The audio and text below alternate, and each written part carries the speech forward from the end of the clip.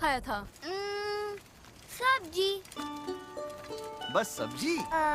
दाल और चावल और अमरूद। अरे वाह,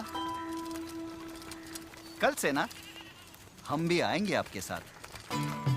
आंगनवाड़ियों को आधुनिक बनाकर पौष्टिक खाना पहुंचाकर एक हो रही है हर बच्चे के पोषण की कहानी। नंदघर बाय वेदांता, देश की जरूरतों के लिए।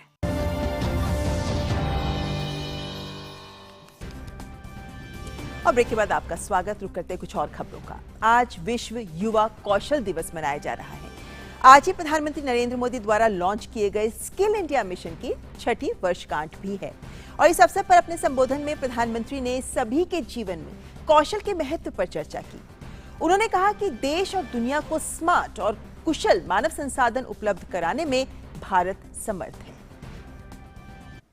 दुनिया में स्किल्स की इतनी डिमांड है कि जो स्किल होगा वही ग्रो करेगा। ये बात व्यक्तियों पर भी लागू होती है और देश पर भी लागू होती है।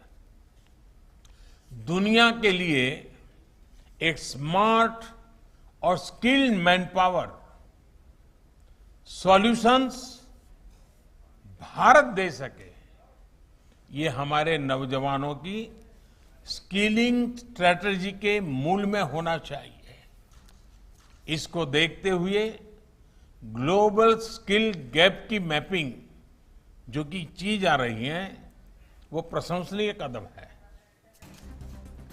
और प्रधानमंत्री मोदी ने कहा कि नई पीढ़ी का कौशल विकास देश की जरूरत है और यही आत्मनिर्भर भारत का आधार भी है। उन्होंने स्किल इंडिया मिशन की 6 वर्ष की उपलब्धियों को काम में लाते हुए इसे और गति देने का आह्वान किया। नई पीढ़ी के युवाओं का स्किल डेवलपमेंट एक राष्ट्रीय जरूरत है। आत्मनिर्भर भारत का बहुत बड़ा आधार है।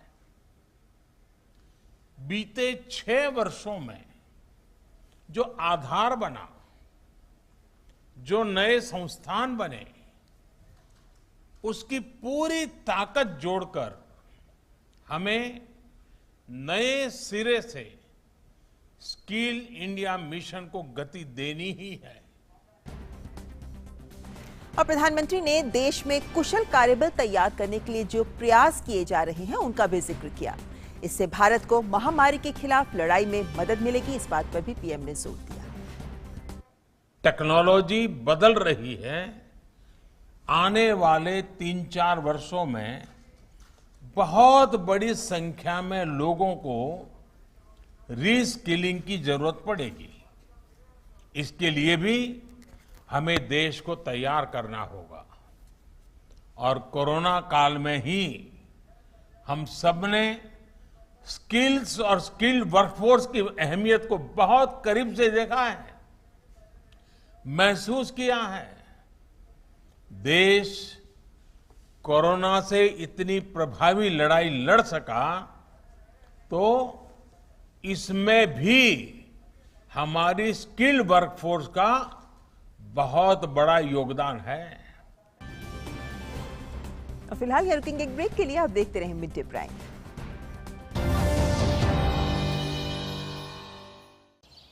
सुनो, तुम्हें क्या लगता है? लड़का होगा या लड़की?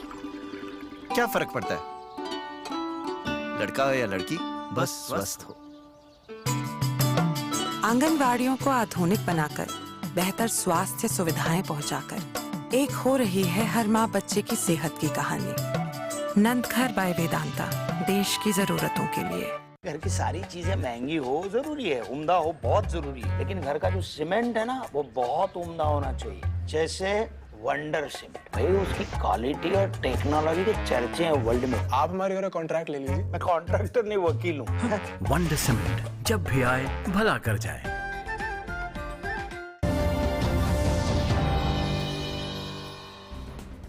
और बात कोविड की। देश में कोरोना वायरस के दैनिक मामलों में लगातार गिरावट दर्ज की जा रही है।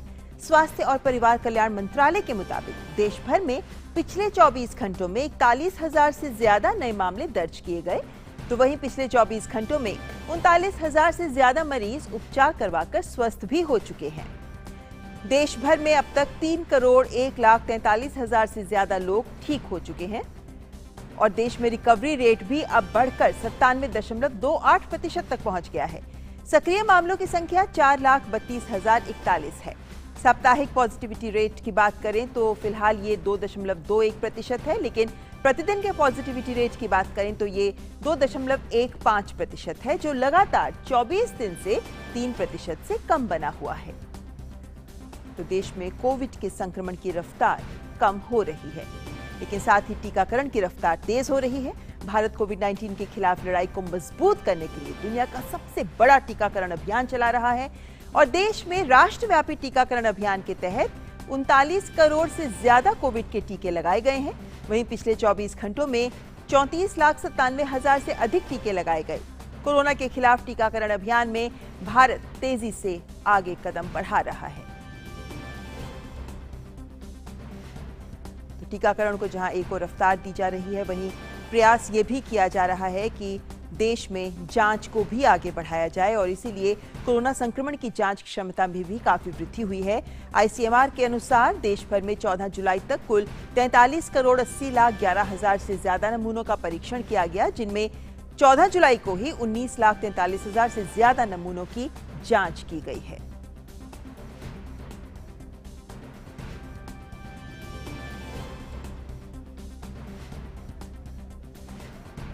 और कोविड से हटकर अन्य खबर, 1971 के युद्ध में पाकिस्तान पर भारत की शानदार जीत के 50 वर्ष की याद में स्वर्णिम विजय वर्ष मनाया जा रहा है।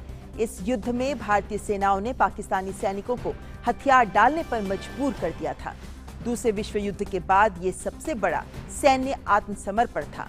इस जीत की याद में स्वर्णिम विजय मशाल देश के विभिन्न हिस्सों में जा रही है और जम्मू कश्मीर के श्रीनगर में सड़कों पर ये मशाल निकाली गई। इस अवसर पर कई कार्यक्रमों का आयोजन किया गया। राजबाग में नागरिकों और स्वयंसेवी संगठनों ने मशाल के प्रति सम्मान प्रकट करने के लिए एक भव्य आयोजन किया, जिसमें लोगों ने बढ़ चढ़कर हिस्सा लिया।